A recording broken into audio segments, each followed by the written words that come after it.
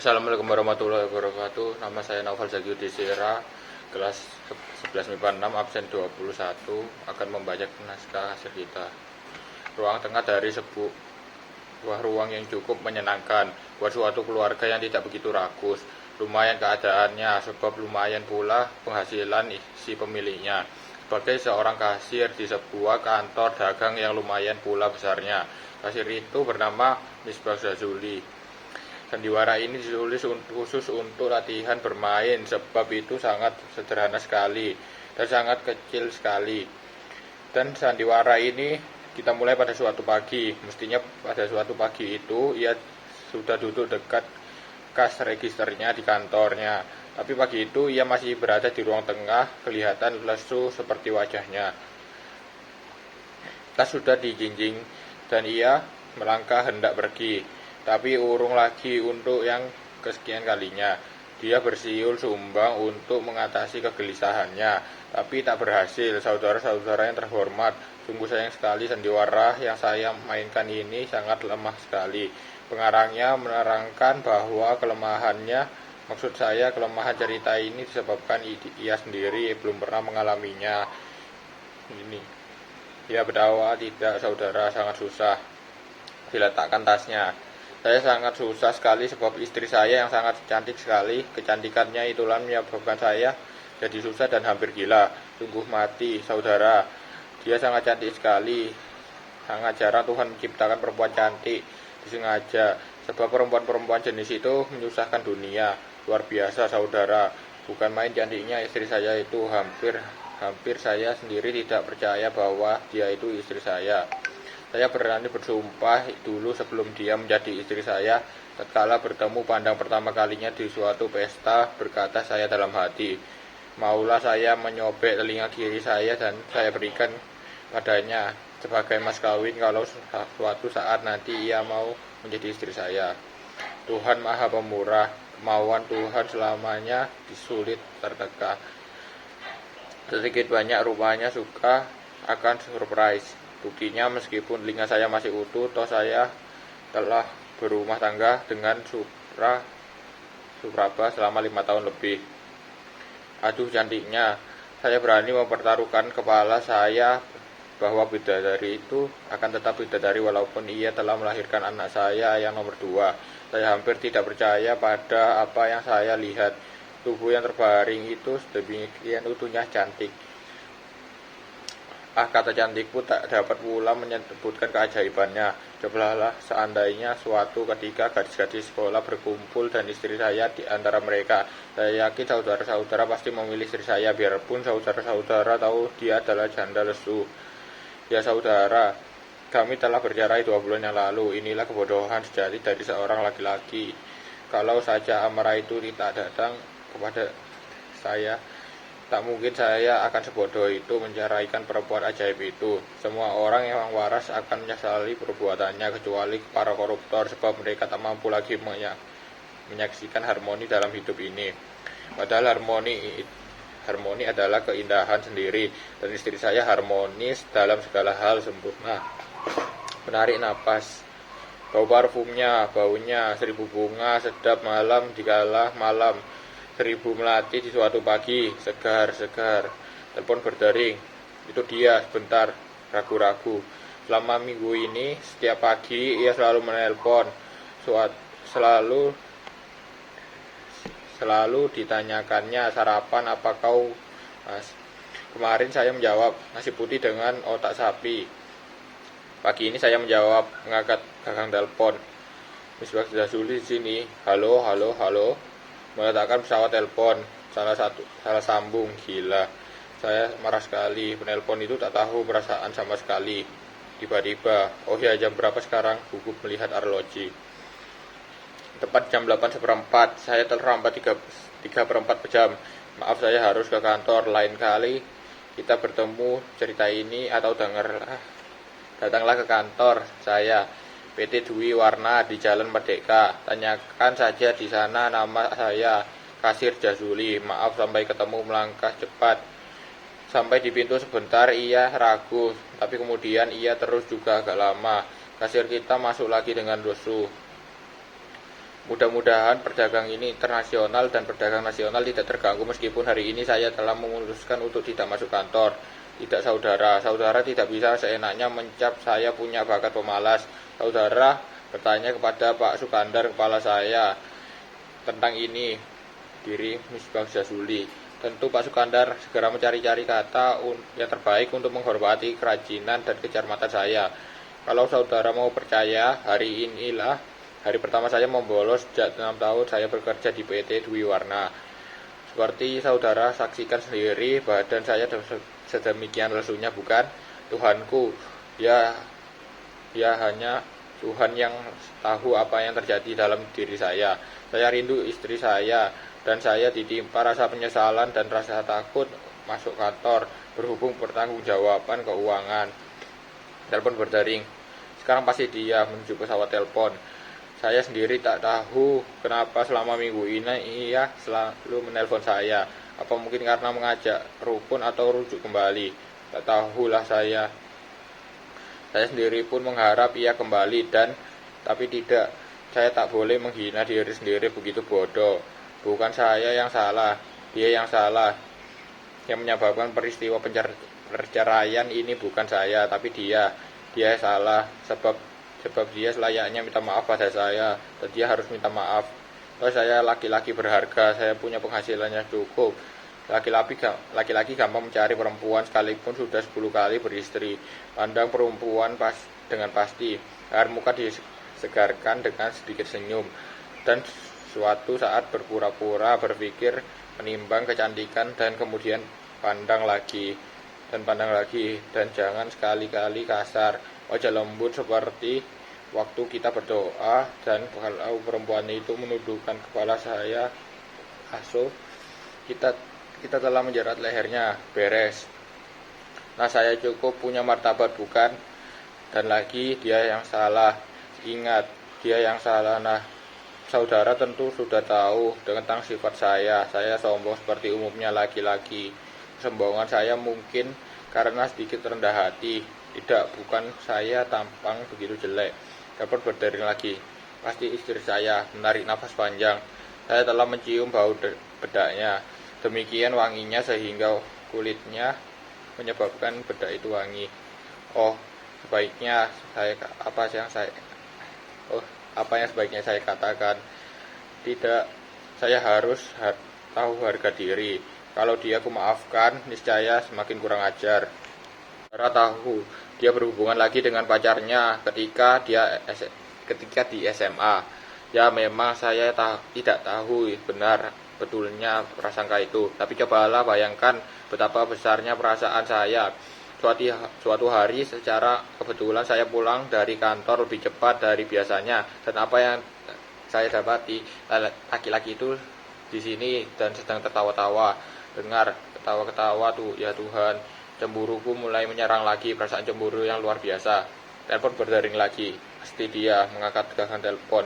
Misbah Jazuli di sini. Halo. Segera menjauhkan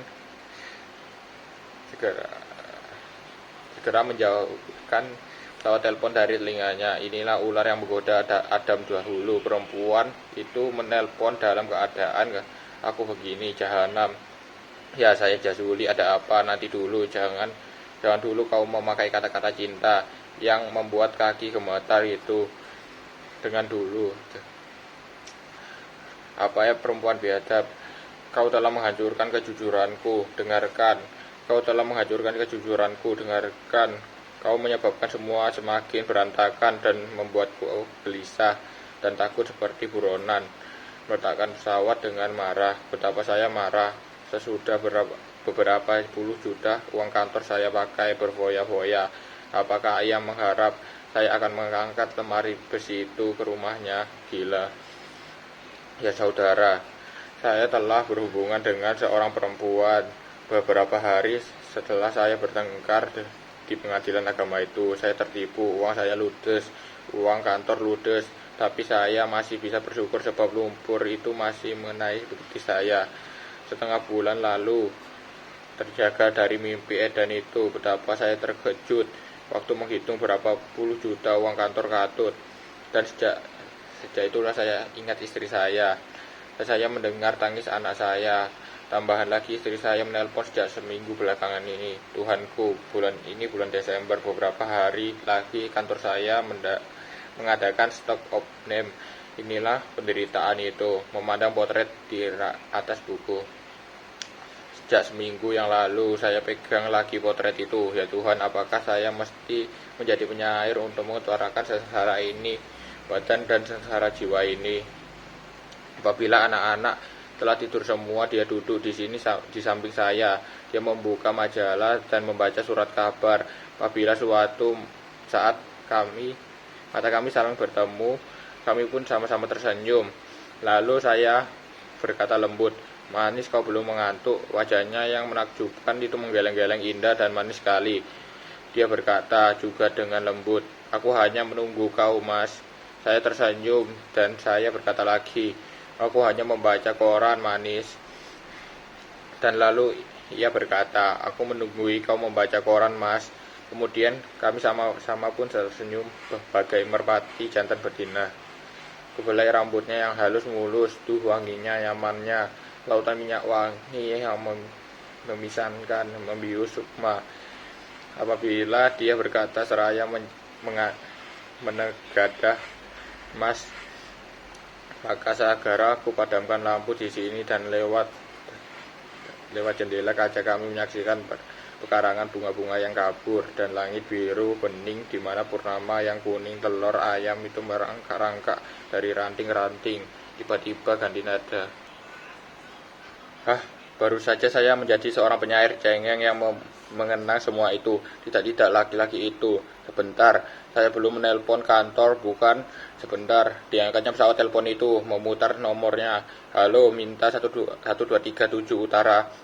"Halo saudara Anif, kebetulan." Ya saudara, ya mungkin pula influenza, batuk-batuk dan menyedot hidungnya."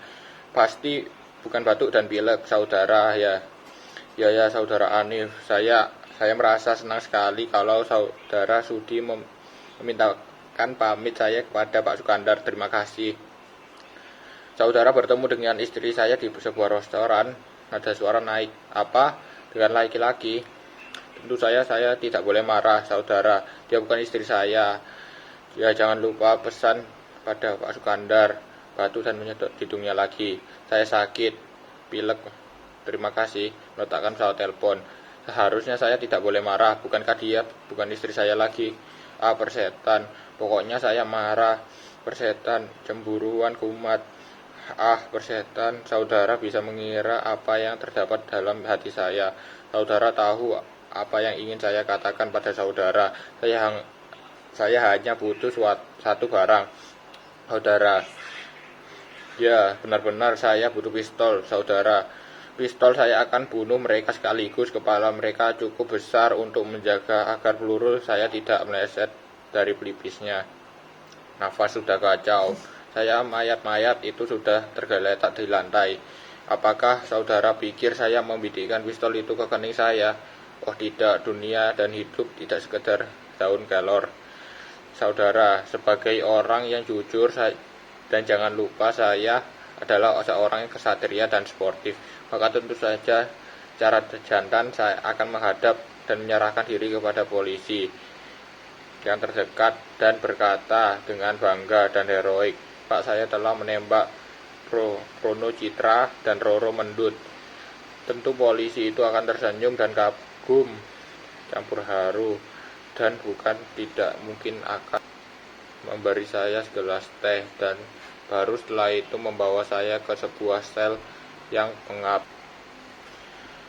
Hari selanjutnya saya akan diperiksa dan diadili. Saudara tahu hendak saya katakan pada hakim, kepada jaksa, saya dipanitera, kepada seluruh hadirin akan saya pengganggu masyarakat sudah sepatutnya dikirim ke neraka jahanam. Saudara pasti tahu saya pun hakim yang botak itu, berkata seraya menjatuhkan palunya seumur hidup di Nusa Kambangan. Lagi pula saya sudah siap dibawa ke Nusa Kambangan. Di pulau itu saya hanya akan membutuhkan beberapa rim kertas dan pulpen. Ya saudara, saya akan menjadi pengarang. Saya akan menulis riwayat hidup saya dan proses pembunuhan itu yang sebenarnya, sehingga dunia akan sama membacanya. Saya sudah berketetapan hati, saya siap betul-betul sekarang, siap dan nekat. Oh, nanti dulu. Saya ingat sekarang saya belum punya pistol. Di mana saya mendapatkannya? Inilah perasaan seorang pembunuh. Dendam yang cukup padat seperti padatnya kertas. Nah, saya telah mendapatkan judul karangan itu, Pembunuh Asmara. Lihatlah, dunia telah berubah hanya dalam tempo beberapa anggukan kepala persetan. Di mana pistol itu ya dapat saya beli? Apakah saya harus terbang dulu ke Amerika, ke Dallas? Tentu tidak mungkin, sebab itu berarti memberikan waktu bagi mereka untuk melarikan diri. Oh, betapa marahnya saya. Darah saya akan meledakkan kepala saya. Betapa sampai saya ingin menyobek-nyobek dada ini. Saya sekarang merasa bersahabat dengan Othello, saudara tentu kenal, bukan? Dia tokoh penyemburu dalam sebuah drama Shakespeare yang terkenal. Halo, dia di sini. Kasir Mirza Bagzazuli tiba-tiba berubah. Maaf Pak Sukandar, kepala saya. Maaf Pak, saya kira istri saya baru saja marah-marah. Ya memang, tertawa. Ya Pak, batuk-batuk dan menyedot hidungnya. Influenza ya. Mudah-mudahan cepat sembuh ya Pak. Ya, saudara dengarlah. Dia mengharap saya besok masuk kantor untuk membereskan tugas keuangan. Insya Allah Pak. Pak, ada pegawai baru. Siapa Pak? Istri saya Pak. Tertawa, batuk-batuk dan menyedot hidungnya. Ya Pak, terima kasih. Pak, besok meletakkan pesawat telepon persetan. Saya yakin istri saya pasti kehabisan uang sekarang. Apakah saya mesti mengkasihani dia? Tidak, semestinya membunuhnya. Tak akan menusuk pisau sehingga betina. Ya sebaiknya dengan pisau saja. Telepon berdering. Persetan sekarang pasti dia mengangkat telepon. Kasir di sini. Kasir PT Dwi Warna. Apalagi jahanam ular betina menjadikan aku koruptor. Jangan bicara. Tutup mulut busukmu. Aku bisa mati mendengar kata-katamu lewat telepon. Cari laki-laki lain yang hidungnya besar, penggoda, cari yang lain. Toh kau seorang petualang. Tapi tak apa, toh saya sudah cukup marah membunuh mereka. Namun sebaiknya maki-maki dulu alisnya yang nista itu. Saya harus menelpon. Mengangkat telepon, kemana ya harus saya menelpon? Lebih baik saya rancangkan dulu masak-masak semuanya. Demi Allah, saudara mesti mengerti perasaan saya. Bilanglah ke istri saudara saya, manis jagalah perasaan suamimu, supaya jangan bernasib seperti Miss Bagzazuli. Tapi seorang pembunuh yang baik senantiasa merencanakan pekerjaan dengan seperti halnya seorang kasir yang baik. Saya berani mempertaruhkan nyawa saya. Pasti laki-laki itu ada di sana. Dalam cahaya bulan diterangi kabut. Saya bayangkan begitulah suasananya. Bulan berkabut, udara beku, dendam. Sementara hati belati siap tersembunyi di pinggang dalam kemeja. Untuk beberapa saat saya pandangi saja mereka hingga badan mereka bergetaran dan seketika menjadi tua karena takutan. Dan sebelum laki-laki itu sempat mengucapkan kalimat yang pertama, pisau saya telah tertancap di pusarnya. Dan pasti istri saya menjerit. Tapi sebelum jeritan itu memanggil tetangga-tetangga, maka belati ini sudah bersarang di perutnya. Tentu saya menarik nafas lega. Tiba-tiba pening di kepala. Tapi kalau sekoyong-koyong muncul kedua anak saya, kita dan Imam. Kalau mereka bertanya, Pak, Ibu kenapa Pak? Pak, Ibu Pak, memukul-mukul kepalanya. Tuhanku, duduk. Ia melamun sekarang. Dua anaknya, Imam dan Ita, 4 dan 5 tahun, menari-nari di sekelilingnya di ruangan tengah itu dengan susah sebuah nyanyian kanak-kanak. Bangku saudara-saudara bisa merasakan hal ini. Mereka sangat manisnya. Lihatlah, saya tidak bisa lagi marah. Saya hanya tahu anak-anak saya itu sangat manis. Betapa saya ingin melihatnya lagi. Mereka tertawa. Tak ada yang lain mutlak harus dipertahankan kecuali anak-anak itu. Apakah hanya saya cemburu? Saya mesti merusak kembang-kembang yang telah bermekaran itu. Balerina kecil itu menari bagai malaikat-malaikat kecil. Semangat hidup yang sejati, keberanian sejati timbul dalam diri. Begitu saya ingat Ita dan Imam, anak-anak saya. Seakan mereka berkata, "Pak, susulah ibu, Pak.